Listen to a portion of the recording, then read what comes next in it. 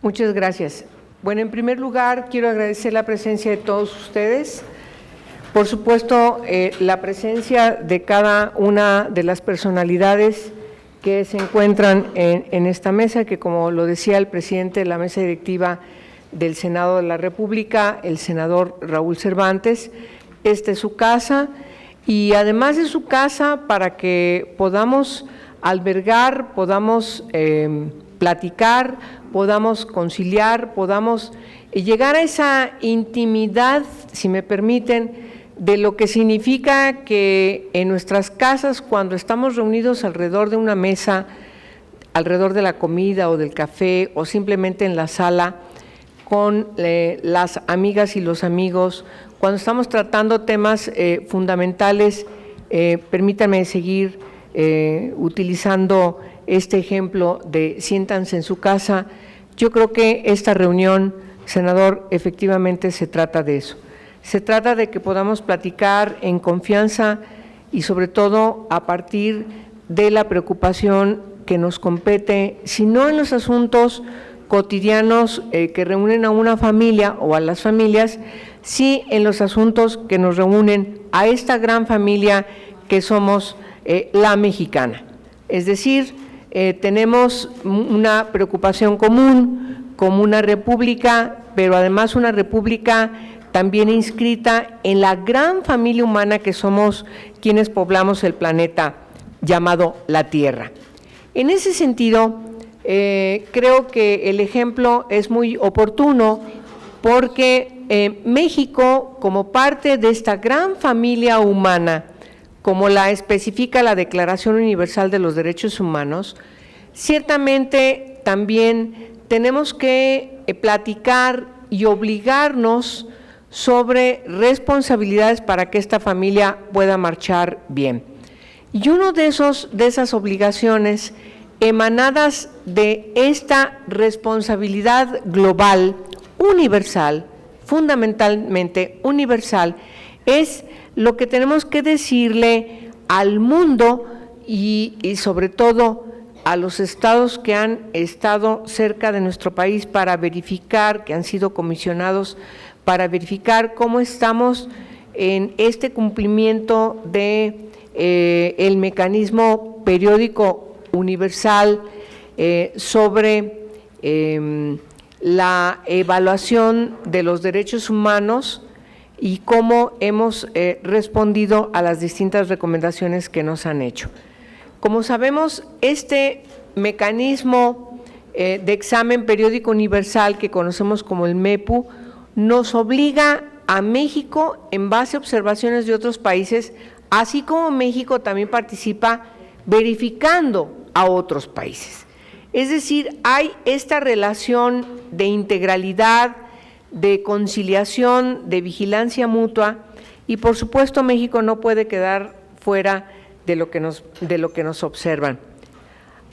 En el informe anterior hubo 3 corchetes fundamentales que México no aceptó. Hoy la actitud de México es distinta, yo lo tengo que mencionar.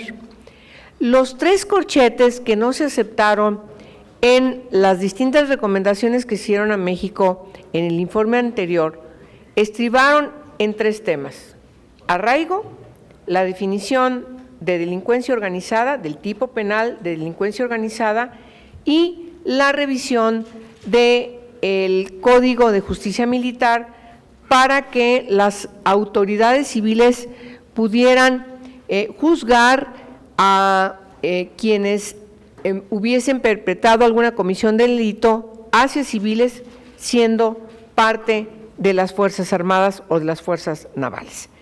Esos 3 corchetes ahora están en revisión en este MEPU, en este mecanismo que vamos a tener que discutir en el ámbito internacional, el próximo octubre, el próximo mes de octubre. Hoy tenemos aquí la presencia de el informe de quienes están obligados al informe espejo desde las organizaciones internacionales y también desde la Oficina de la Alta Comisionada de Naciones Unidas en materia de derechos humanos, que también tiene que dar un informe a el MEPU y sobre estos dos informes, sobre lo que México está respondiendo a estas recomendaciones y al informe global en el cumplimiento de los tratados internacionales. Como usted lo mencionaba y como todos sabemos, la Suprema Corte de Justicia de la Nación acaba de hacer una interpretación de lo que dice el artículo primero constitucional. El primero constitucional no ha sido suficientemente claro y por lo tanto ha tenido que dirimir la jerarquización de los tratados internacionales respecto de nuestra Constitución. Muchos, entre ellos yo, pensamos que eso ya estaba resuelto con la reforma de junio de 2011. Sin embargo, parece que no es así. ¿Por qué? Porque hay tribunales colegiados que entraron en debate con opiniones contrapuestas, de tal forma que la Suprema Corte de Justicia de la Nación tuvo que dirimir la resolución final de quién tenía la razón en estas controversias. Tiene que ver con este informe que se va a discutir en el ámbito de Naciones Unidas en las próximas semanas. Sí tiene que ver porque lógicamente va a impactar. Hay una serie de temas que se ha reconocido como temas sensibles y que tienen que ver con cuál es la opinión del Estado mexicano respecto a estos temas y, por supuesto, a la luz de lo que las organizaciones no gubernamentales, es decir, las organizaciones de la sociedad civil que han sido encomendadas para hacer un informe sombra al informe del gobierno y, por supuesto, también la opinión de Naciones Unidas en esta materia, tienen que verse de manera no contrapuesta, sino de manera de que podamos, y ese creo que es el sentido de este foro, que podamos conciliar las opiniones de tal forma que de manera constructiva podamos desde el Senado de la República tomar lo que nos corresponde para contribuir que México cumpla con nuestra vinculación con los tratados internacionales que hemos signado. Por lo tanto, hoy ese es el sentido de esta reunión y yo agradezco mucho al senador Cervantes que haya inaugurado este primer foro, porque nos va a permitir poner el punto sobre las IES respecto de lo que queda pendiente, respecto de lo que vamos a llevar y que va a ser cuestionado y respecto de los retos que tenemos y por supuesto también respecto de los logros que también se han ido avanzando. Es decir, ningún informe puede tomar consideración de todos estos preceptos. ¿Cuánto hemos avanzado? ¿Qué tenemos pendiente? ¿Cuáles son los obstaculizadores que impiden que avancemos más? Y por supuesto, los retos de lo que hay que hacer.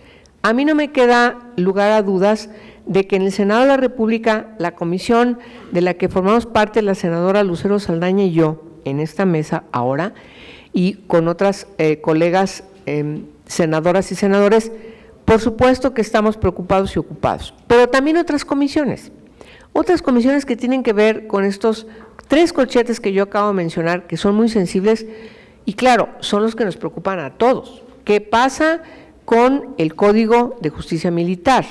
Ya no queremos que cuando hay una afectación a los derechos de civiles siga siendo la justicia militar la que impere, sino que sea la justicia civil. Como ya lo ha dicho la Corte Interamericana de Derechos Humanos, pero también ya lo ha dicho la Suprema Corte de Justicia de la Nación, ya hay una reforma al Código de Justicia Militar en curso. 2, definir el tipo penal de delincuencia organizada. Hay una iniciativa que hay que discutirla para ponernos de acuerdo. Y el otro tema respecto al arraigo. Tenemos ahora mismo una iniciativa que viene en la Cámara de Diputados donde hace un cambio, pero al final de cuentas no entra al fondo de la materia. ¿Cuál es el fondo de la materia? Derogar el arraigo porque es inconstitucional, porque violenta los derechos humanos, se contrapone con la misma reforma penal a la que le dio origen y que tiene, como todos sabemos, va a fenecer, va a ser derogado cuando entre esta reforma en vigor, pero sobre todo se contrapone con la reforma en materia de derechos humanos. Pero hay otros temas importantes que también son sensibles. Más adelante los abordaremos. En fin, yo doy la bienvenida a esta discusión y sobre todo a la voz que damos desde el Senado de la República a las organizaciones, que por cierto son las organizaciones que han quedado inscritas desde Naciones Unidas para dar este informe espejo. Y por supuesto también le daremos voz al representante de la oficina de la alta comisionada de Naciones Unidas en materia de derechos humanos, Jesús Peña, que también tiene su opinión, ya han vertido su informe, de tal forma que este foro es muy importante y por supuesto les damos, y con eso termino, la bienvenida a todas y todos, y por supuesto agradezco a nombre de la senadora Lucero Saldaña y de su servidora el acompañamiento del presidente de la mesa directiva, que por supuesto le da una gran envergadura a este evento. De tal forma que, sin más ni más, queridas amigas y amigos, entremos en materia. Bienvenidas y bienvenidos al Senado de la República.